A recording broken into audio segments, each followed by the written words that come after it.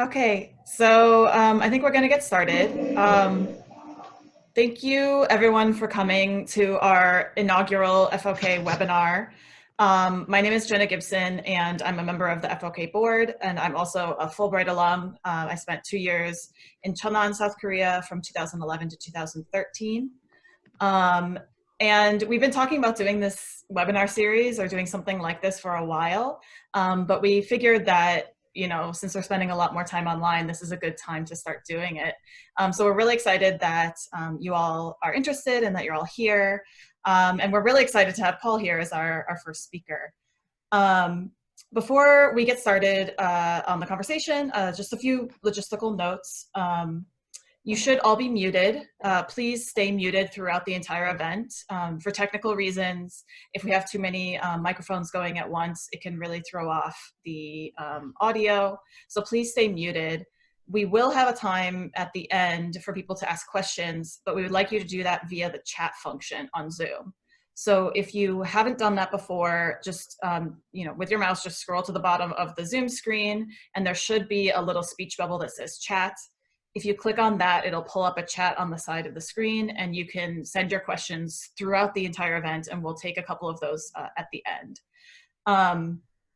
We also did want to acknowledge that there were several people who sent some really awesome questions ahead of time by email. So thank you so much for that. We're really excited that you guys were, already wanting to ask all these questions to Paul, and I'll ask a couple of those as well. So we'll have a couple emailed questions, and we'll have a couple of questions from you guys live here at the end of the event. One final note is this meeting is being recorded right now because we have a lot of people who are maybe in different time zones, or for whatever reason they can't join. So just keep that in mind. FYI, it is being recorded. So without further ado, let me introduce Paul. Let me turn to him and witnessing Gwangju. Paul Courtright was a U.S. Peace Corps volunteer in Jeonnam province of Korea from 1979 to 1981. He was in the countryside of South Korea in 1980, helping leprosy patients, and ended up witnessing the May 18th Democratic Uprising. So his memoir, Witnessing Gwangju, was just published, and we're really excited to have him here to talk about the book and talk about his experiences. This event is particularly timely, both because of the book's release and because we just recently commemorated the 40th anniversary of the uprising. So we're very much looking forward to hearing from Paul, and let me turn it over to him. He's going to read a short excerpt of his book to get us started. Great, well, thank you very much, and it's a great pleasure to be here. And I scrolled on the top of the screen, and I saw a bunch of names that look familiar. So a bunch of friends on this, and that's quite exciting. So I'm going to just take about 4.5 minutes or so, and just read the prologue to the book, just to kind of set the stage. The morning May sun warmed me as I walked the couple of kilometers to the Gwangju post office. I've been back in Korea a little over a month, and I carried a letter to post home to my parents in Boise, Idaho. My father's esophageal cancer diagnosis in March, and the doctor's prognosis of his future, 6 months to 5 years, left me uncertain and fearful. Was it the right decision to return to Korea? But my uncertainty and fear were nothing compared to what I saw that morning on the faces of Koreans trying to go about their lives. They were scared, but they were also angry, and for good reason. There was a scattering of charred taxis and buses askew on the road, itself littered with stones and sidewalk tiles. I walked quickly with my head up to ensure that the unmistakable features of a round eye were visible to the soldiers who clustered on street corners. The previous night, they were on the patrol to arrest young people. While young, I was not their target. I was an American. In my mind, however, the soldiers had become the enemy. Safe in the cool confines of the post office, I bought the stamps, affixed them to the letter, and dropped it in the post box. The serenity of the place soothed my frayed nerves. A tear gas canister shattered a window about 30 meters from the post box, and the serenity I enjoyed evaporated. The clerks, mostly young women in their early 20s, working before getting married, bolted, most out the front door. I've become familiar with tear gas in the last few days and quickly joined them to escape out the front. At the top of the half-dozen steps of the old red brick post office, I paused. The street below started to fill up with people, angry people. They jeered at the soldiers stationed at the end of the block. The equivalent of "shame on you" echoed through the street of 2- and 3-story buildings. Below me on the street, a civilian policeman was surrounded by people from all walks of life, firing questions at him from all directions. Their anger was directed outward, not at him. They were passionate but respectful. Why are the soldiers, our brothers, treating us this way? Why did they kill our sons and daughters? The policeman bowed low in respect as he responded to an elderly man. He said he was as confused as they were. He didn't know why the soldiers had attacked the people of their town. His message to anyone within hearing distance was clear. Keep young people inside, protected. I looked across the narrow street at the print or stationery shops that offered to wrap items to ship, or kages that sold snacks, beer, soda, and cigarettes. Small tea houses filled many of the upper floors. They were all still open, keen to provide the services desired by the residents of Gwangju. The street was tense before I walked into the post office, but now it was at a breaking point. It was time to get out of here and get back to my home in the small village of Poignant, not too far from Gwangju. As I went down the steps and strode into the street, an elderly Korean halmoni, dressed in the traditional hanbok of pink and green, grabbed my arm, startling me.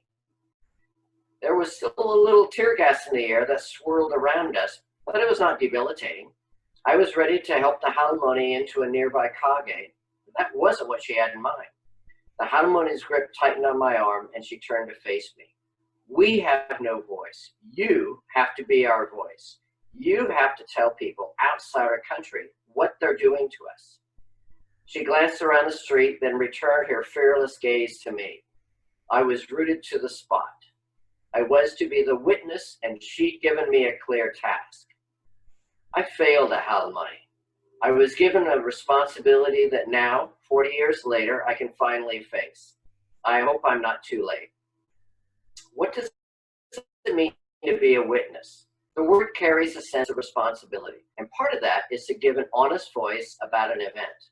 The trouble is, the event that unfolded in front of me had no defined beginning or end. It took place over a large expanse of territory, and I could not cover it all. Although just starting, it would unfold over many days and involve many people. How can I, a witness, capture it all? I cannot. In the end, all I can do is tell what I saw, what I heard, and how I felt. What I witnessed 40 years ago is as real to me today as it was then. So that's the prologue to my book, Witnessing Gwangju.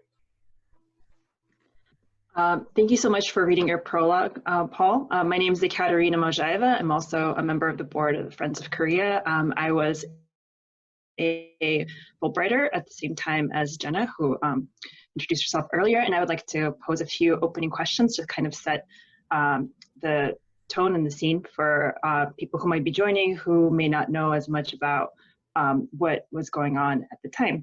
So my first question for you is, can you give us a little background about the work you were doing in Korea as a Peace Corps volunteer prior to the events that happened on May 18th in Gwangju? How was your experience living day to day in Korea at the time, and what was it that brought you to Korea then? So when I arrived in Korea in early, I think it was April of '79, my work was to be a leprosy volunteer. As you might imagine, I knew zip about leprosy on arriving in Korea, and we had actually quite a good training program. I was assigned to the Naju-gun Pogenso, the health center in the little county of Naju next to Gwangju. And at first, I kind of sat in an office for a while and copied over all the charts of the patients who lived in Naju. There happened to be 2 leprosy resettlement villages in Naju, and it struck me when I got out to them that that neither one of them really had much interaction, you know, with the leprosy worker or the provincial leprosy office. And so what I decided to do, and this was probably around maybe November, December of '79, is to move to live in one of the villages, the largest one. So in moving to the village, I had a chart. I had charts for about 300 of my patients in the village. And what I spent my time doing was going around first just getting to know who these people were, what were their challenges, what help they needed. At the end of the day, you know, as a Peace Corps volunteer, what could I actually do? Well, I could help, you know, treat people who had skin ulcers and, you know, provide some health education, get them to take better care of hands and feet. I got particularly interested in the eye pathology in these patients because it seemed to me there was a lot of eye disease that was not being managed. But if you really think of what I spent my time doing, I was like a facilitator. So facilitating people getting their anti-leprosy treatments, facilitating patients getting to hospital, facilitating surgery for those who needed it. So that was my daily life. I spent pretty much every Monday through Friday, you know, choosing a few charts and walking around to selected, you know, patients in my village and just providing, you know, basic care as best I could. Okay, and so in that capacity, how did you end up becoming a witness to the events that occurred during the Gwangju Uprising? Can you give us a bit of a brief overview? I know you go in depth in your memoir, but for the people who are tuning in, can you give a brief overview of your experience with the uprising? Yeah, sure. Well, you know, I think everybody recognizes that Sunday, May 18, was the day in which we call it a massacre, in which people, students primarily in Gwangju, were killed by the military. And that particular day, I was in my village. I was not in Gwangju. And that particular day, I went for a hike, and I spent the entire day up in the mountains just by myself hiking around. So I knew nothing that had happened in Gwangju that day until I got back to my village.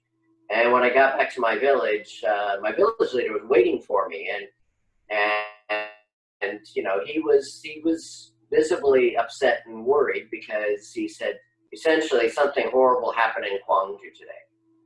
And I had planned to take 2 of my patients who were going to have surgery of their eyelids for lagophthalmus. I was taking them the following morning, Monday, to Suncheon, where there was a hospital where we could get surgery for them. And so he was concerned, should we go or not go? And because I had seen demonstrations in Seoul, you know, the week before, I thought, okay, well, this is probably just some demonstrations out by the college campus, and that, you know, we should be fine. Just we're going to the bus station in Gwangju, we will change buses and get a bus to Suncheon. So I really thought nothing of it. I thought it was, you know, I thought it was probably just some small demos. And when we got to the bus station, it was abundantly clear that truly something horrible had happened. It struck me immediately the fear on everybody's face. And the military, the soldiers who were around there were acting very aggressive and very threatening to the people. And so, you know, it truly was a situation that was extremely tense. And, you know, the 2 patients I had with me, they wanted to get out of there as soon as possible. After I bought our bus tickets, but before we got on the bus, a young man who was cornered by 2 soldiers, and he was not resisting, he was being very passive. He was attacked by those 2 soldiers. And, you know, the next thing I saw that he was lying on the ground in a pool of blood. Now, did he survive, or not? I have no idea. My two patients basically just pushed me on the bus, and the bus left. So the ride to Suncheon and that entire day of, getting them through, getting their surgery organized, and then getting back, my mind was just confused. I mean, so there was fear, but there was also anger. How could soldiers treat their own people this way? I mean, I was just gobsmacked that somebody, soldiers would act this way to their own population. So I got back into Gwangju, and when I got into Gwangju, again, obviously there had been riots and well, I don't know if riots, but anyways, there was confrontation during the day, and the city had basically been shut down. So I had to get off the bus. The driver kicked all of us off the bus and make my way to Tim Warnberg, who is another Peace Corps volunteer, because he lived in Gwangju, and I often stayed with him and his family when I was through Gwangju. So I made my walks to get to Tim's, and so that day kind of started a whole series of events, and that prologue I just read was the following morning when I went into more downtown Gwangju to mail off some letters, and then that following day, so that would have been on Tuesday, I went back to my village, but it was clear there was conflict going on around me. But my goal was to get home. So I got home, and the next morning, there had been helicopters around our area that night, so something was happening, but I had no idea what. Nobody in my village knew. So the next morning I went into Nampyeong, which is a tiny little, this place like a little white spot in the road, tiny little place, little village that is on the road between Gwangju and Naju. And what struck me when I walked into Nampyeong was, every store was closed up. Every little kage, anything that was normally open, I won't say 24/7 because there was curfew then, but every potential waking hour, those kages were open, but it was closed up. And getting to the intersection, clear with the buses and military vehicles that had been taken over by the people going back and forth, that Gwangju had been partly or mostly liberated at that stage. So I tried to get further into Gwangju, but I failed because because it was just a bit too chaotic when I got to the outskirts of Gwangju, and I just thought it's better to head home. So that's what I did. So I went back home. The following morning, I tried again, and that day I went to Naju itself, the Pogunso, to find out could I reach the Peace Corps office in Seoul, because the phones in our area were cut. So the goal was to try to reach Seoul, find out what's going on. Phones were still cut, and so I just took my bike and made it into Gwangju. But as I recount in my book, it was a very terrifying ride, because the military had cut off the road, and I made it through simply because I was a foreigner. Well, I'm not a Putin noon, but according to them, I'm a foreigner. So I made it in just by avoiding the roadblocks. But I also, of course, then saw vehicles that had been shot up on the other side of the roadblock. So I got into Gwangju that day, and as it turned out, I was the only person to get into Gwangju on that road that particular day, and military was not letting anybody in or out from that time forward. So during my time, I was stuck in Gwangju then for the next number of days. And, during that time in Gwangju, I was frankly frustrated. I was frustrated because, and I allude to this in the beginning, I'm a witness, but who am I going to talk to? You know, there was no ability to communicate with anybody outside of Gwangju. You know, the Korean reporters that were there, they obviously could not communicate. They could not say what was going on. There were no foreign reporters. So it just was extremely frustrating because there was nothing I could do. And that, you know, I think for all of us who were stuck there at that time, that was really frustrating. I did try to get back out, and the reason I tried to get back out was that I felt somebody needs to go to the U.S. Embassy and let the U.S. government, let the embassy know what exactly is happening.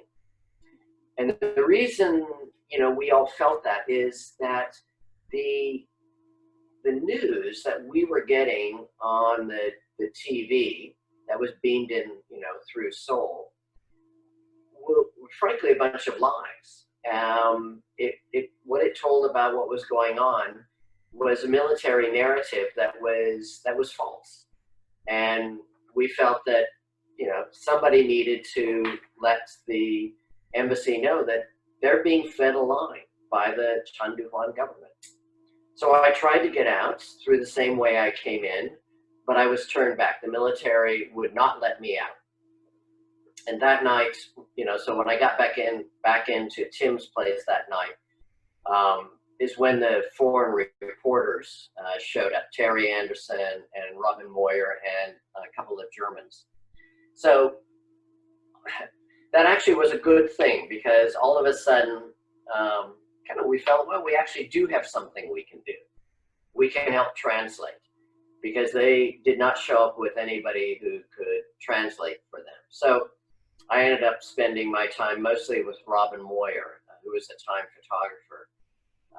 Just, you know, asking questions like, how is this person killed? And, you know, how is this grandmother killed? And who is she? And I mean, there was, they were not easy questions to ask, but they were the ones that they wanted to, you know, to understand. So that's kind of how I spent a few days until I decided, okay, you know, I really do need to get out.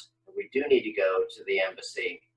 And this time I went over the mountain, basically. I didn't take the road because I felt that was going to be the only way I would get out. So got over the mountains, got to my village. The phone line was now working, and the Peace Corps director, Jim Mayer, had called and left a message for me to call him. So I talked with Jim, and he said, you know, get up to Seoul as quick as you can in any way you can. So the following day, you know, early in the morning until I got to Seoul, probably around 8 p.m. in the evening, was a day of travel, different ways to get up to Seoul and meet him at the U.S. Embassy. That kind of sums up the, in as brief a terms as I can. Yeah, well, through while reading your memoir, one of the things that really struck me was that you often spoke of, you know, being a witness of the events unfolding, partially because of your role as Peace Corps volunteer and your also being a foreigner. You at one point were able to help the journalists, you know, translate and try to get the real story of what was happening out there. And I was wondering, how were the events going on in Gwangju perceived outside of Korea at the time when this was happening? And when exactly did the reality of what was happening come to light? And how did you feel about the role of the U.S. government in what was happening both then and now? Well, that's a lot of questions. So maybe I'll start with that first one, and it's really this issue of being a witness. And, you know, as Peace Corps volunteers, we are told, stay out of politics. Do not get involved. Do not discuss it. Don't threaten our position as Peace Corps in this country. And so, you know, it is something that all of us struggled with every single day. Because, you can witness, you can see something, but was the fact that we were translating, you know, going outside the bounds of not engaging in local politics. And, we have discussions about that as a group. And we kind of reached a decision saying, you know what, we are not going to be giving our personal opinions or our feelings. What we will do is we will only, translate. So whatever somebody says, we'll translate whichever direction it needs to go. And the only person who did an interview was Tim. And that was because Tim was the only person who really witnessed what happened on May 18th.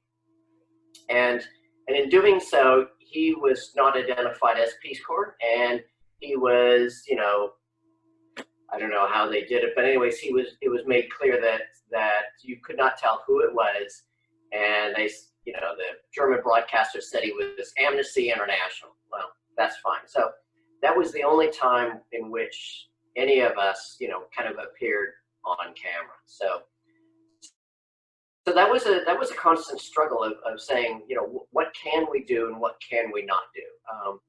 And I think anybody in that situation would probably have that same struggle. In terms of what was known outside of Gwangju, at the time I had no idea what information was being fed to the rest of Korea or the rest of the world about what was going on in Gwangju. The only thing that I saw was if we turned on the TV, the images that we saw on the TV were images that had been actually taken 2 or 3 days before, for example, when the MBC building was burned to the ground, or when there were clashes between students and the military. There was nothing that was actually accurate in those descriptions. So on the TV, the government never actually admitted that they had been kicked out of Gwangju. It was all, there was still uprising, and, these, inter-elements or hoodlums or, gangsters, whatever terms, were being thrown around, were being used to describe people in Gwangju. And our heroic soldiers are protecting property, from all the, it was this kind of messaging that really was setting the stage for, people not understanding what truly happened. So at the time, I had no idea what message was getting out there. All I knew was the message we were getting in Gwangju itself. Now, I did suspect that the U.S. Embassy was only getting one set of messages, and that being from Chun Doo-hwan and his government.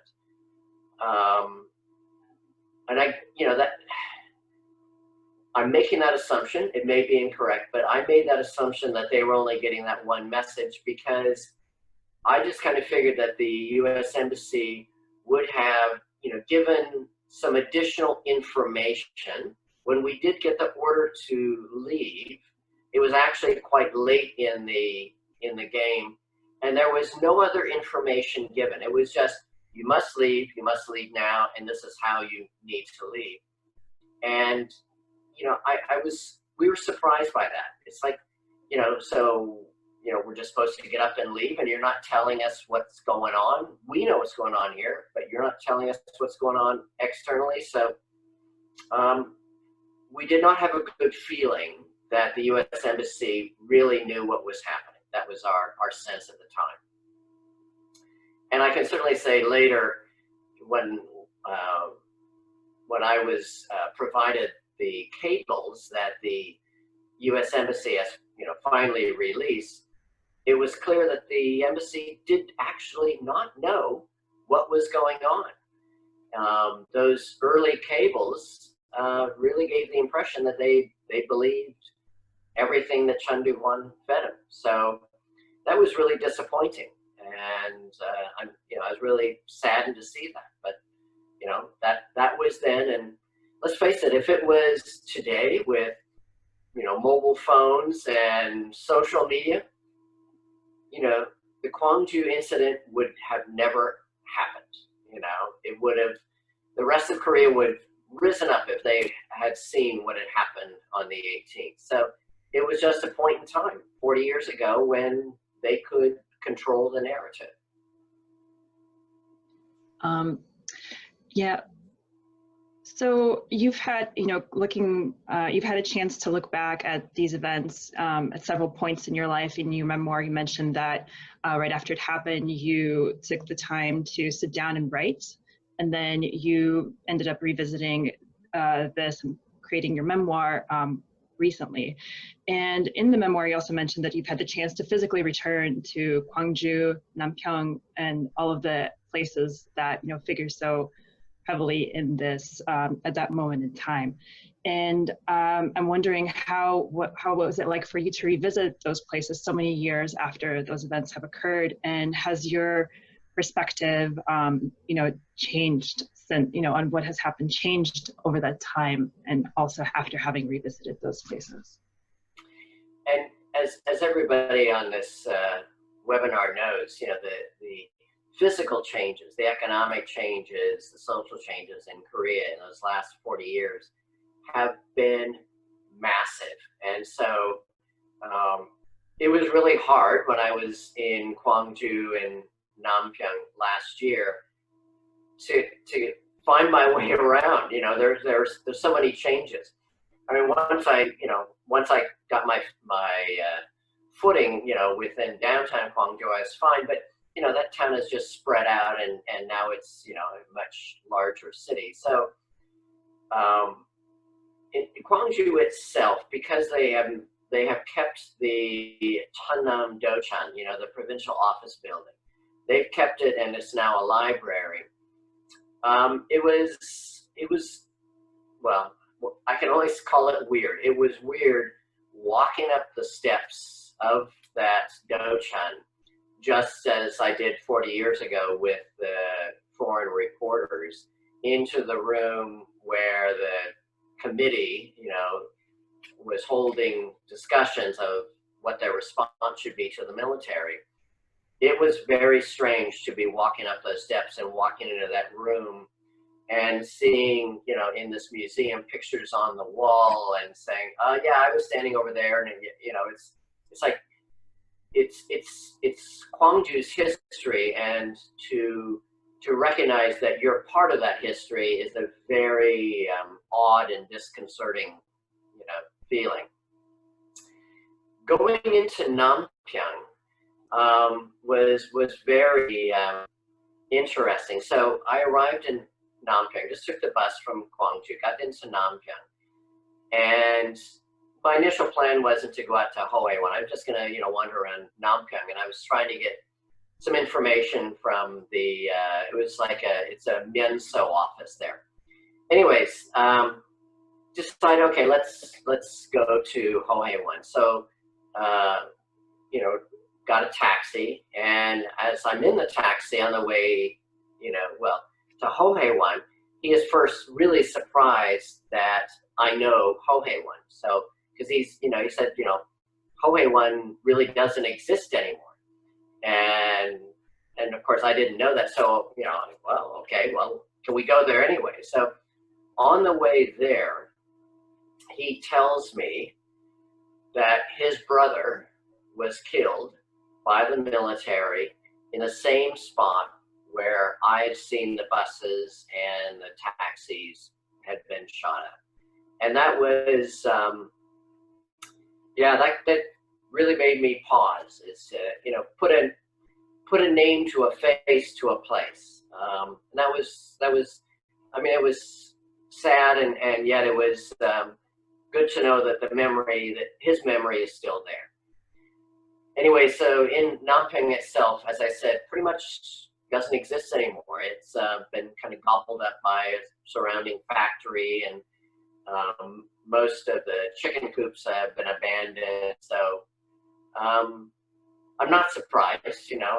I realize now that the elderly populations died off and young people went somewhere else to live. So this is what happens. So it was a strange day, but it was also a reaffirming day.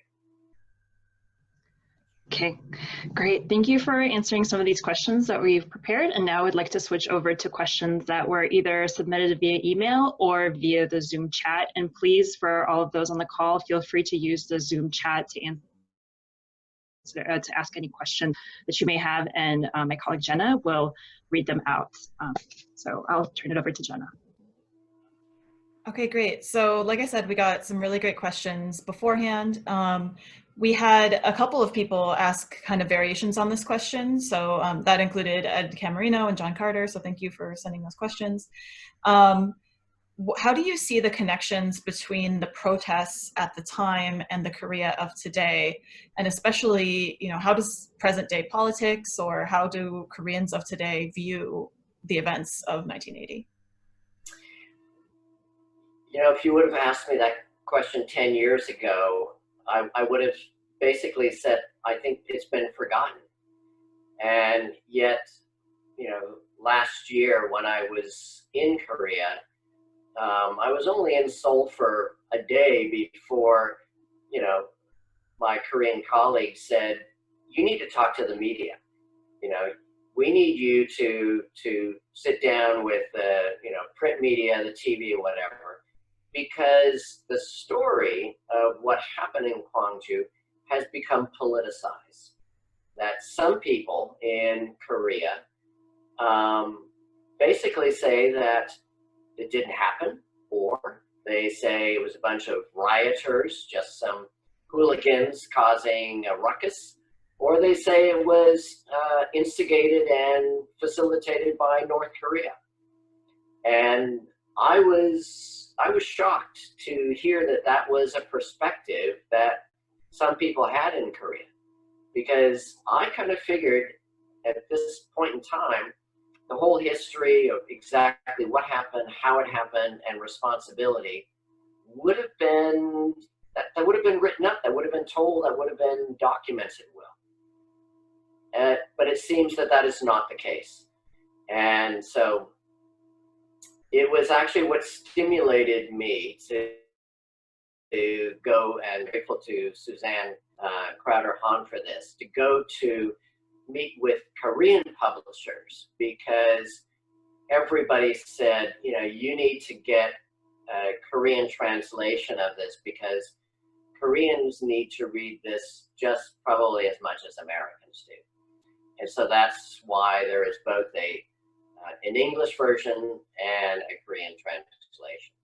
So I have to say, over the last 2 weeks, I have done at least 24, if not more, interviews, with TV, radio, various print media in Korea.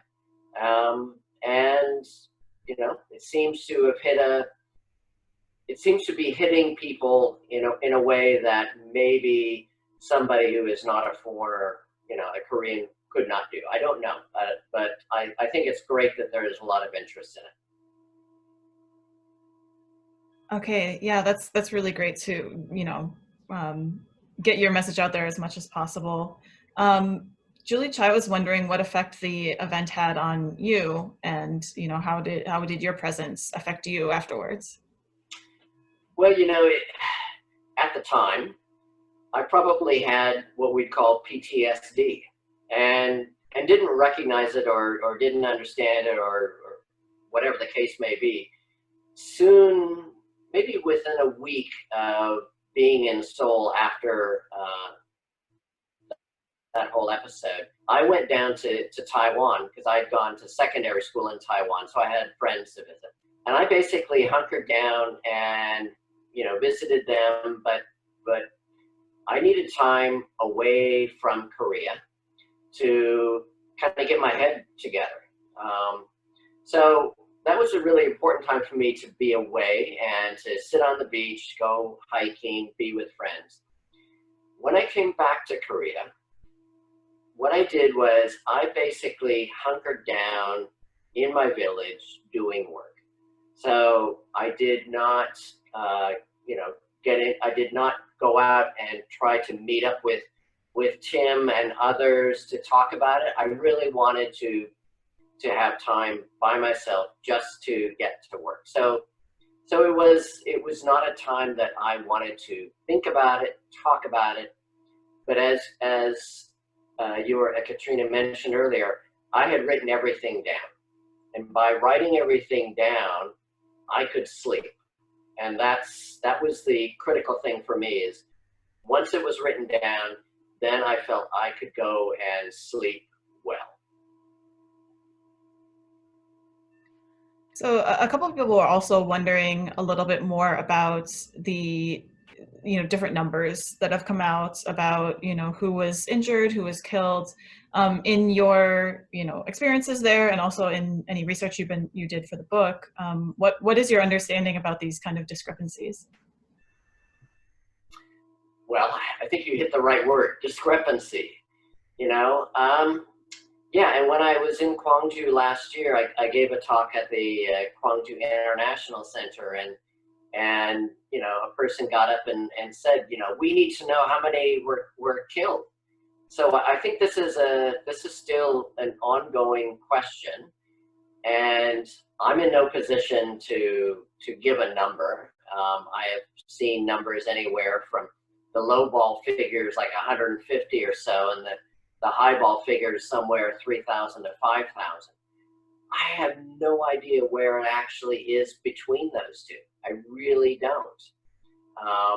And I think part of the reason that President Moon Jae-in has made the call to have this investigation may be to try to get a better handle on that, because I do think it's important, for the sake of people in Gwangju and throughout Jeonnam to heal, from this trauma that they had. We actually need a really good recording of who was killed, how many were killed. That's my take on it. But right now, I'm in no position to come up with a number. It would be guesswork, and that's probably not terribly helpful.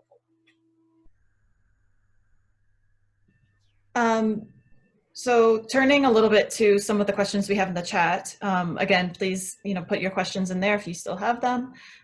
People are really wondering about your experience when you got to the embassy, and could you talk a little bit more about, how did that go, or what exactly were they saying to you at the time? Can you give us a little bit more detail on that? Well, I think the summary word to that was really, really disappointing. So what happened was I showed up around 8 o'clock, and Jim Mayer met me at the front gate of the embassy. He had already called in advance to say that that I was coming, and that I was there to meet whoever and talk about what I had seen. And we sat in the Charge d'Affaires office for about 3 hours. Nobody came. Not one person showed up. The Charge d'Affaires either was not interested, did not want to hear. I have no idea what the rationale was, but nobody showed up. Nobody asked what I had seen. Nobody was interested. And we got up and left. I do know that later, maybe, 4 or 5 days later, Tim Warnberg and Dave Dollinger did go, and they did, a meeting, I'm not sure with who, but somebody at the U.S. Embassy. But that was way after the fact, so it was a really disappointing and frustrating experience going to the embassy to find nobody really interested in hearing what I had to say. Yeah, we've had a couple of questions. So one of them from Gary Sparks in the chat. He was a volunteer in Gwangju in the 1970s, 1970 to 71.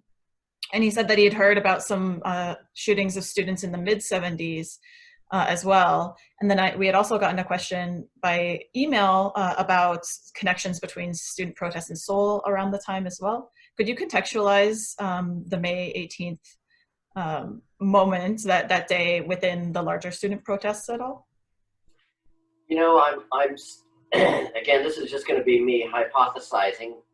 My sense was from Seoul, at the time in Seoul and the demos there, that those demos kind of reached a conclusion, And there was the sense that further demos was not going to be helpful, and because a policeman had been killed during one of the demos, and so those came to an end.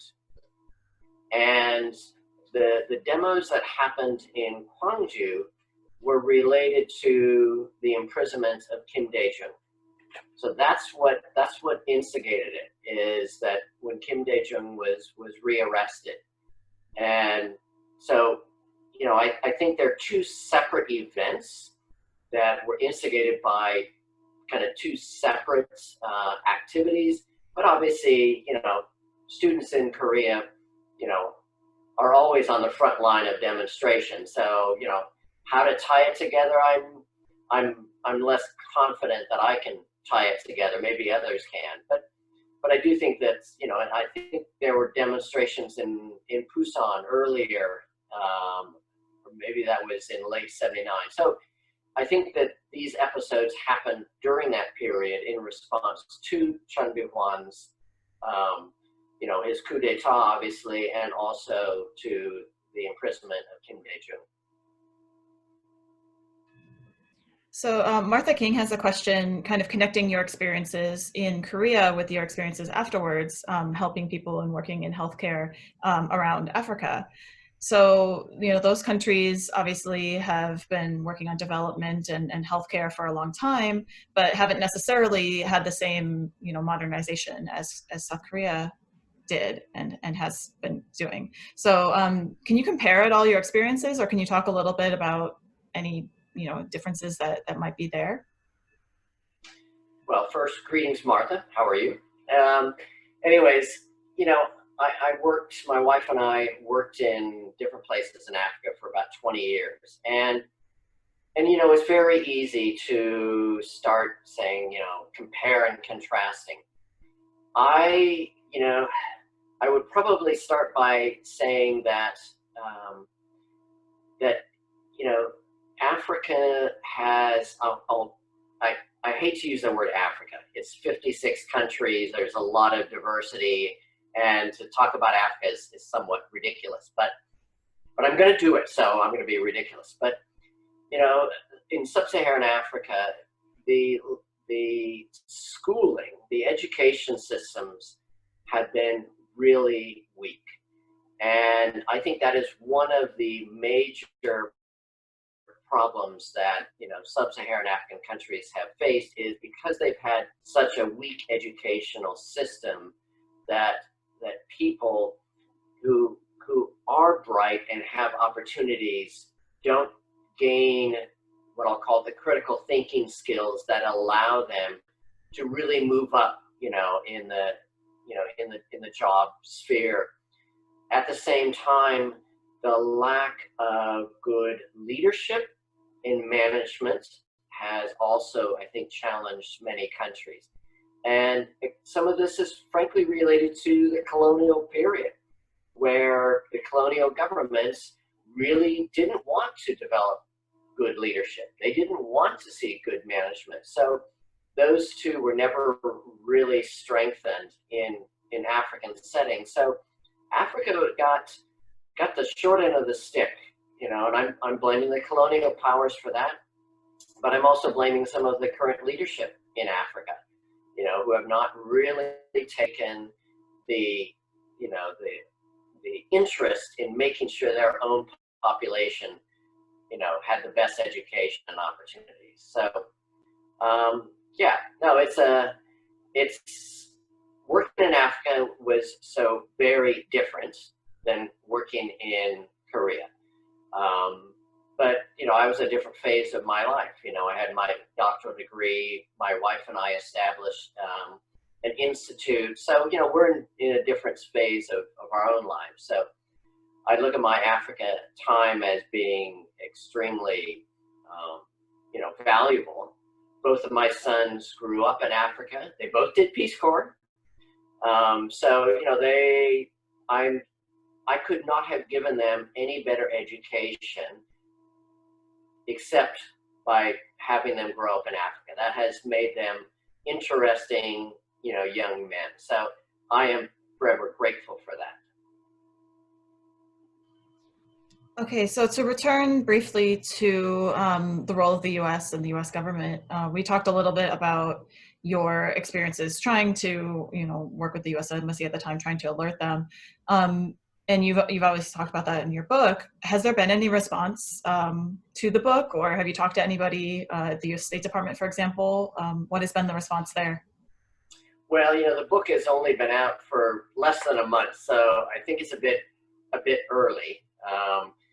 Now, will I get a response? I have no idea, but I think we're probably a bit early. It's a good question, but I'll tell you the question I was wondering that's along the same lines is, was I going to have pushback in Korea, by individuals who still believe that it was instigated by North Korea and the like? And maybe, again, it's too early, but I've not had that yet. All the interviews I have done have all been very positive, have been, very engaged, good questions. So to answer your question, I don't know. I think maybe we will learn something more, in the coming months, but right now I really haven't had any kind of connection with U.S. State Department. Okay, I should note that question was from Stan Hudson, I believe. But you guys are doing a really good job of threading questions together in a really great way. So we have this one from Richard McIntyre. He was wondering, about Jeollanam-do specifically. It seemed like a pleasant and even progressive community, he says. Did you have that feeling compared to other locations in Korea when you were there? And then Martha Cooper is wondering about the kind of reputation of the province as kind of disloyal province. So can you talk a little bit about the location? Yeah. Well, I mean, she's right. It was the Cholados were always viewed as being rebellious, where the thieves were, you couldn't trust them. So it had a negative reputation by other provinces, and I think the Chun government actually used that, that perspective of the Cholados against Gwangju at the time. So, played into all those negative stereotypes. My personal feeling of Cholado was so vastly different. As I think all Peace Corps volunteers and you guys who were Fulbrights, you live in a place, you get to know people, they get to know you, you get to know the land, and you end up, this becomes your home. And I felt that way about Jeollanam-do. Last year when I was back, hiking around Songwon-sa and hiking up Mudong-sa next to Gwangju City, I loved it. It's I don't know, there's just a sense of serenity that I've always enjoyed being back in that area. So, I'm not going to badmouth other provinces, but I do know that did happen at the time towards Toledo. But the main difference that I saw was where I lived compared to, I have very good friends who lived up in Gangwon-do, who lived, in places like Sokcho and Jumunjin, beach, lovely seaside areas where I'm in the middle of rice paddies and chicken coops. So that was the major difference that I saw. Okay, we're gonna start wrapping up here, but for one final question, this was also by email. Daniel Park was wondering, and I think there's one obvious choice here, but what are the best books out there to help people understand Korean history? Sorry, say that again. What are some recommendations for books to read about Korean history to learn more about Korea? Well, I am not an expert on Korean history, so I would be very hesitant to be, telling people the best ones to read on Korean history. There are books and articles written on the Gwangju Uprising, and some of them are available free of charge. You can download them. And this kind of gets at a point, I felt that there were already academic pieces about the Gwangju Uprising that, that I'm not an academic. Well, I am an academic, but not in the field of Korean history or studies, that I think are quite good. And they kind of give the day by day, here's what happened in town. So if people want to email me, I can, I have the books out on my bookshelf, but I don't have them with me. I can let people know the ones I have, and people can look them up. Okay, so I do want to wrap up there. We have a couple more questions in the chat, but hopefully this has been a really good conversation, and we can continue the conversation. And I do want to let you guys know that this is our first webinar, but we would like to keep doing it. And if you have any suggestions or thoughts about, thoughts on how to improve, we're always hoping to get feedback. But also if you have suggestions on people you would like to have us invite, people you would like to hear from, very happy to hear about that. Please do check out FOK. We have our website, Facebook, and of course these webinars as well. So please join me in thanking Paul for coming and talking with all of us today. Well, thank you very much, Jenna. And if people have other questions that they want to, send me, you seem to have the master list there, Jenna. I'm happy to try to respond to some of them. So I realize there are a lot of them flashing in front of you because I was seeing some on my screen. So I'm happy to try to address those that I can. Yeah, I've saved the chat. So if there are any questions that that people put in there that we didn't get to them, I'll send them to Paul, and yeah, we can continue our conversation. So. Cool. Katerina, do you have anything else you want to say? No, I don't have anything else to add. Thank you so much, Paul, for being our first webinar speaker and for talking about such a timely and important topic. And I really enjoyed your memoir, and I couldn't recommend it enough. So again, thank you for taking the time to speak with us. So what you're saying is everybody should go out and buy it, right? Yes, exactly. You say that specifically. Go out and buy it. Yes, go out and buy Paul's book. Anyways, the publisher, we had a problem because of COVID-19 that you can't ship, through the postal system from Korea, and this was published in Korea. So that's the reason why it's taken so long to get them, and they are more expensive because they had to send them DHL or FedEx, one of those. So that's really unfortunate. And they have run out of copies here, but they are making another shipment. So I'm hoping those folks who have ordered already, they will show up here fairly soon. All right. Okay. On that note, again, I'd recommend everyone buy a copy of Paul's book, and we hope to see you again at our next webinar. All right, cool. Thank you. Yeah, thank you all. Bye, everybody. Thank you.